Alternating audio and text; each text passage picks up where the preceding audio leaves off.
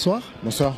Merci beaucoup de nous donner de ce temps parce qu'on sait que vous êtes en train de partir et vous avez accepté de nous donner ce temps pour vous poser quelques questions. Cela montre du respect que vous avez pour la presse congolaise d'ici, mais aussi pour la diaspora congolaise des États-Unis. Vous êtes venu faire quoi aux États-Unis? Écoutez, comme vous savez, là maintenant à New York, c'est le sommet des Nations Unies.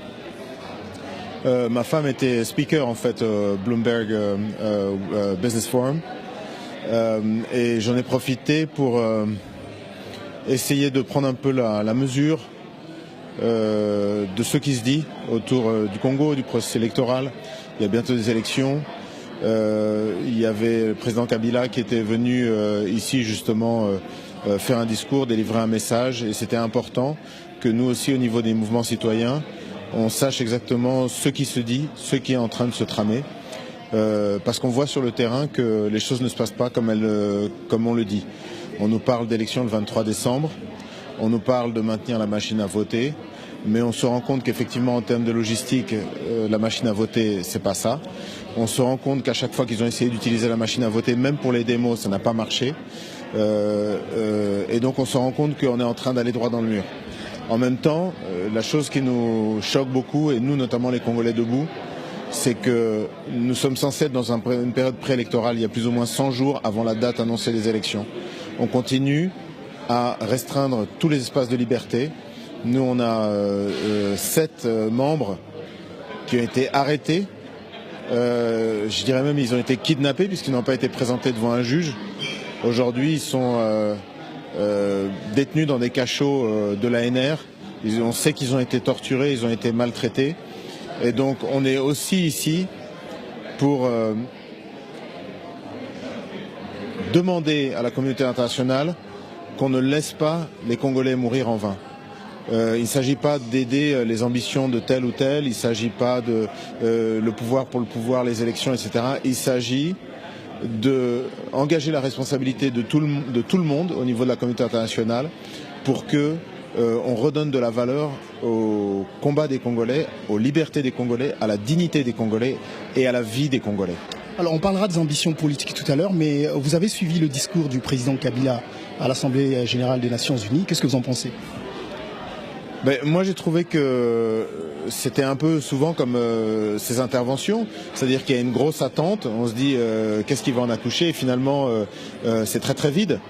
Moi j'ai trouvé qu'il avait évidemment fait un bilan complètement faussé de la réalité de ce qui se passe aujourd'hui. Il dit soi-disant que la situation est stabilisée, qu'il y a moins d'insécurité, que la crise d'Ebola soi-disant est à peu près contrôlée. On sait que c'est complètement faux. On sait qu'aujourd'hui l'instabilité au Congo c'est une stratégie politique, qu'on crée des poches d'instabilité pour arriver à justifier de la non-tenue des élections. Et c'est là où justement, moi je pense que nous tous les Congolais qui savons la réalité de ce qui se passe au pays, c'est très important qu'on reste très vigilants et qu'on agisse en fonction. Donc c'est vrai, Monsieur Kabila d'hier, qui maintenait le suspense sur sa candidature, certes illégale, mais une troisième candidature possible, n'est plus le Kabila d'aujourd'hui qui a annoncé déjà qu'il y aurait un dauphin. Mais on se rend compte que le régime de la Kabylie est toujours le même. C'est-à-dire que la pauvreté est toujours là, l'insécurité est toujours là, la violence est toujours là, le déni des libertés civiles et politiques des Congolais sont toujours là. Et puis il y a la perspective d'une farce électorale qui nous amènerait finalement, avec cette histoire de machine à voter et cette histoire de fichier électoral dont plus de 10 millions d'électeurs sont potentiellement des bulletins volés ou trichés, qui va nous accoucher d'élections qui ne dégageront aucune crédibilité pour nos institutions, et là où éventuellement on pourrait avoir des gens qui sont aussi impopulaires que les kabylistes qui se retrouveraient encore au pouvoir. Et c'est là où justement nous on tire la sonnette d'alarme au niveau des mouvements citoyens, que ce soit nous les Congolais debout, que ce soit nos autres partenaires et nos amis qui ont aussi fait des sacrifices. Il y a plein de gens de Filimbi, des Lucha, etc. qui sont en prison, mais aussi l'Église catholique, à ce qu'on dise et qu'on prenne conscience que finalement la seule chose qui sera faite pour le Congo dans les mois qui viennent, c'est ce que nous les Congolais nous ferons par nous-mêmes. Alors, en parlant de ces élections, il y a une année, quand vous avez lancé votre mouvement, le Congolais Debout, il y a eu une sorte d'espoir dans la tête des Congolais. On a vu en vous, finalement, l'homme de la Providence qui venait sauver le Congo. Mais en même temps, vous êtes plusieurs fois prononcé que votre but, ce n'est pas faire la politique. Et on vous attendait également à postuler pour les prochaines élections présidentielles, mais vous ne l'avez pas fait. Vous ne vous rendez pas compte quelque part que vous êtes en train de fuir des responsabilités dont les Congolais pensent que vous pouvez assumer? Je ne pense pas qu'il faut regarder les choses de cette manière-là. Vous savez, on a été mal habitué avec la politique au Congo et les politiciens professionnels. Moi, je ne suis qu'un citoyen congolais qui ait compris que je devais assumer mes responsabilités, que c'était une question morale. Et je suis un citoyen congolais qui ait compris que qui ait trouvé les moyens de faire quelque chose qui concrètement puisse faire avancer la cause et la situation des Congolais qui souffrent, qui n'ont pas de perspective, d'un pays qui est à la dérive. Et donc aujourd'hui, moi, peut-être ça surprend les gens que je sois un Congolais qui dit ce qu'il fait et qui fait ce qu'il dit. Mais depuis le début, j'ai dit, ceux qui croient qu'on va prendre les armes, ceux qui croient que je suis aidé par un pays étranger, ceux qui croient qu'il existe un court-circuit, un shortcut ou un bouton qui va résoudre tous les problèmes, que cela me laisse. Il vaut mieux qu'ils quittent les Congolais debout, parce que c'est pas, that's not what we're about. Mais c'est quoi? What is about Congolais debout? Les Congolais debout, c'est des Congolais qui sont conscients que c'est nous-mêmes les Congolais qui avons créé Kabila, le monstre Kabila. C'est nous-mêmes qui avons créé Mobutu, c'est nous-mêmes qui avons créé Kabila, et on doit se rendre compte que le problème, c'est pas seulement Kabila, c'est nous et avant tout nous. C'est pas le Rwanda, c'est vraiment nous qui laissons d'autres nous avilir, nous réduire en esclavage, et donc c'est chacun d'entre nous les Congolais qui doit arriver à draw a line. Donc cette ligne rouge, de dire au-delà de cette ligne, vous êtes en train de mettre en cause des choses qui sont sacrées, et donc je dois réagir, je dois m'engager. Et tout le sens de l'engagement des Congolais debout, c'est de dire nous allons imposer le respect de notre droit sacré à choisir librement nos dirigeants. Mais pas nous être dirigeants. Pour moi, nous être dirigeants, c'est pas la question.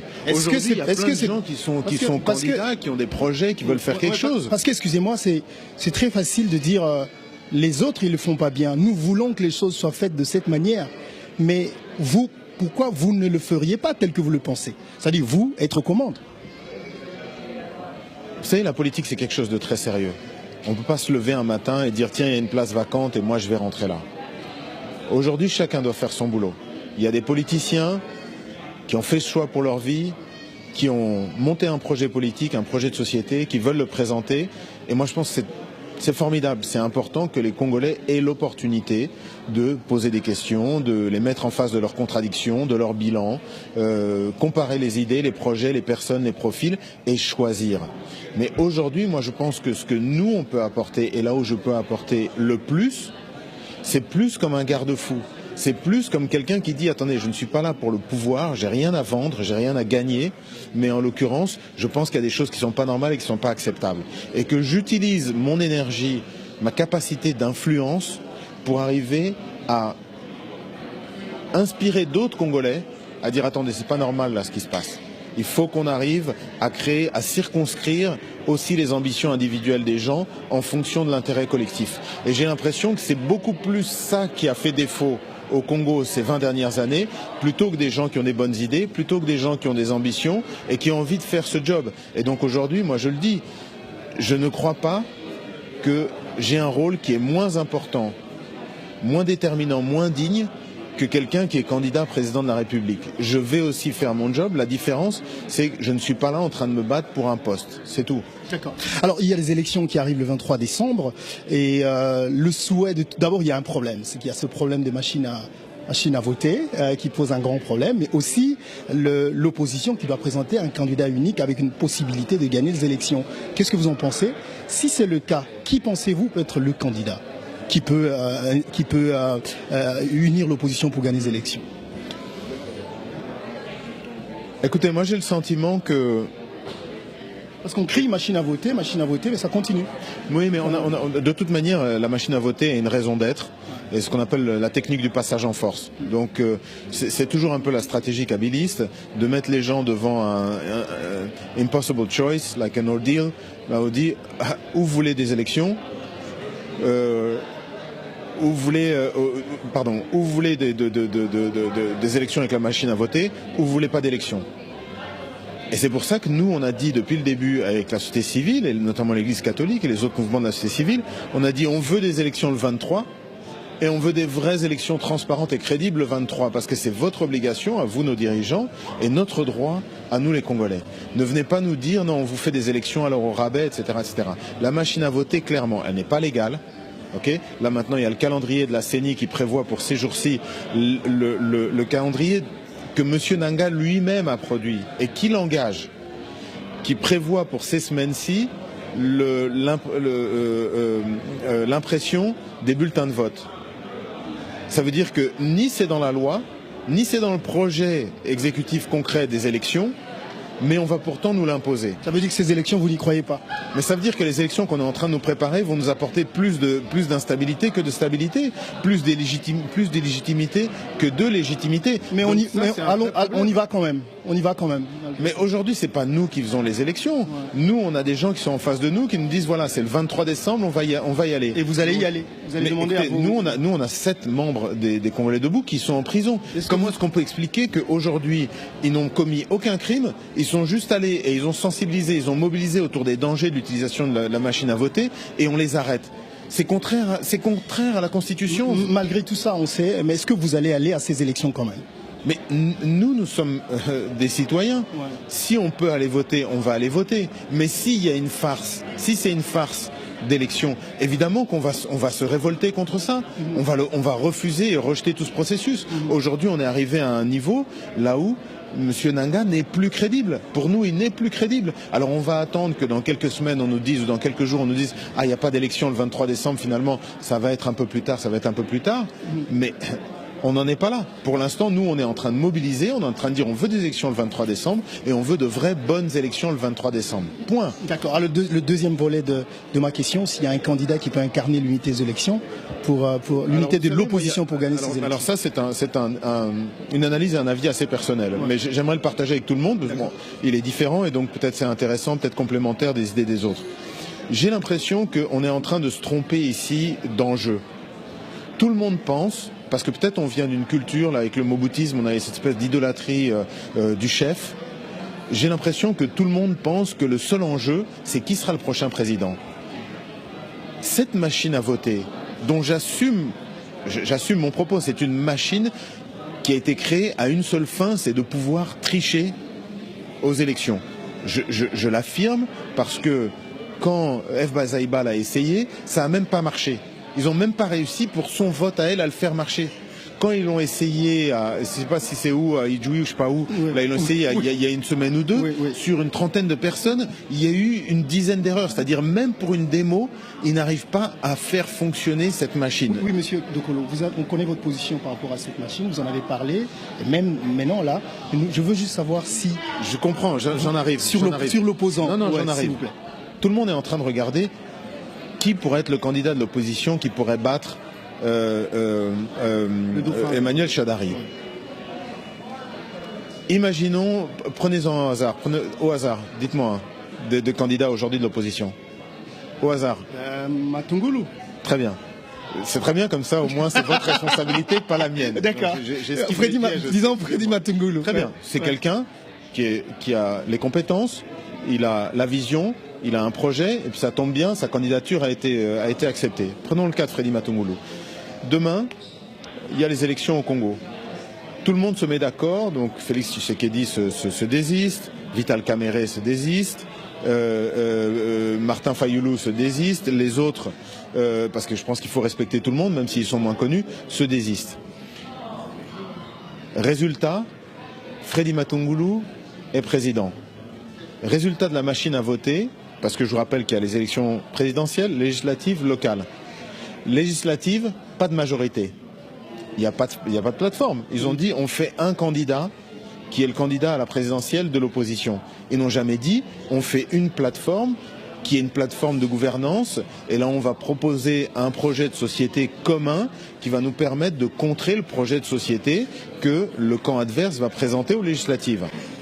Sachant qu'on n'a pas d'argent, sachant que nos politiciens sont tous plus ou moins des mercenaires à vendre, et donc on sait comment hier se sont formées les majorités et comment demain se formeront les majorités. On sait comment la machine à voter va servir à tricher. Quelles sont les probabilités ou les chances qu'on arrive à réunir une majorité gouvernementale? Zéro. Ça veut dire quoi? Ça veut dire que demain, on va avoir Freddy Matungulu président, Joseph Kabila Premier ministre. Comment est-ce que vous pensez que vous allez mettre Kalev Moutonde en prison ou le juger? Comment est-ce que vous pensez que vous allez désarmer le général John Numbi? Comment est-ce que vous pensez que vous allez faire avec les Tango Forts et compagnie? Comment est-ce que vous pensez que vous allez décabiliser l'administration, la justice, etc.? Ça ne sera pas possible. Donc aujourd'hui, j'ai l'impression qu'on se trompe de débat. On est en train de dire, allez, on fait un candidat de l'opposition. Non. Moi, je vous le dis très clairement. Nous n'aurons pas, malheureusement, c'est ma conviction, de vraies élections crédibles avec Joseph Kabila. Donc la vraie question à se poser, c'est est-ce que nous, les Congolais, nous allons montrer à cette heure décisive de la vie de la nation que nous méritons ce pays, oui ou non? Parce qu'en fait, ce qui va se passer, soit on va dans l'enfer kabiliste, soit on arrive enfin à sortir et à donner une perspective à ce pays et une chance de s'en sortir à nos enfants. Et ça va dépendre de notre capacité, nous, en tant que peuple congolais, à se mettre debout et à draw a line, à tirer une ligne et à dire, OK, maintenant, ici, vous ne franchissez pas. Et ça va être dans les prochains mois, lorsque les catholiques, le CLC, nous-mêmes, les autres amis de la société civile et les partis de l'opposition, quand tous ensemble nous allons appeler à marcher, si nous arrivons à être suffisamment convaincants, à suffisamment mobiliser pour que tout le monde se lève, je pense qu'il y aura beaucoup moins de violence, et c'est très difficile de faire des violences contre 1 million de personnes. Ça ne marche pas. On est en train de beaucoup sensibiliser toute la communauté internationale. On sait que les sanctions, ça fait mal à Kabila, parce qu'à la fin, la Kabylie, c'est un business. Ce sont des gens, c'est des intérêts, et ça veut dire qu'effectivement, lorsque les Américains votent des sanctions contre les faucons du régime, contre Dan Gertler, l'argentier de M. Kabila, et que demain, ils vont voter des sanctions contre ses frères et sœurs et contre lui-même, on sait que ça aura des effets. Donc dans ce combat, on n'est pas seul, on est préparé, on est déterminé, on est vigilant. Voilà, c'est dommage que vous êtes en train de partir. On a tellement de questions à vous poser parce que c'est pas tous les jours qu'on vous a ici. Une autre question? Non, je dois laisser la place à mon confrère Gary Ouellet qui est là, qui a d'autres questions. Mais en tout cas, merci beaucoup d'avoir répondu. Merci beaucoup. Et puis je voudrais en profiter justement pour saluer d'abord tous les journalistes engagés. Alors là, on parle des journalistes aux États-Unis. Mais je pense que c'est très important que tous les Congolais se rendent compte que dans ce combat qui est en train de mener le Congo, quelle que soit la distance, chacun doit jouer un rôle. Aujourd'hui, c'est une question morale qui se pose à chacun des Congolais ou des gens qui s'identifient comme étant des Congolais, quelle que soit leur nationalité d'acquisition. Personne ne peut rester les bras croisés. Toujours, partout, quelqu'un a quelque chose à faire. Et si vous ne savez pas quoi faire, rejoignez les Congolais debout. Rejoignez, je suis pas là, j'ai rien à vendre, rejoignez un autre mouvement de la société civile, soyez actifs, soyez engagés parce qu'on est en train de vivre des heures cruciales de l'histoire de notre pays et c'est très important pour tous ceux qui ont des enfants et pour les générations futures qui nous demanderont, papa, maman, qu'est-ce que tu as fait pendant que le pays était en train de basculer, qu'on soit prêt à leur répondre, voilà, j'ai fait ça, j'ai fait les sit-ins, j'ai envoyé des lettres, j'ai sensibilisé, j'ai donné de l'argent, etc., etc. C'est l'affaire vraiment de tous les Congolais et personne ne résoudra les problèmes du Congo à part les Congolais eux-mêmes, c'est-à-dire nous-mêmes. Monsieur De Colo, merci. Merci à vous.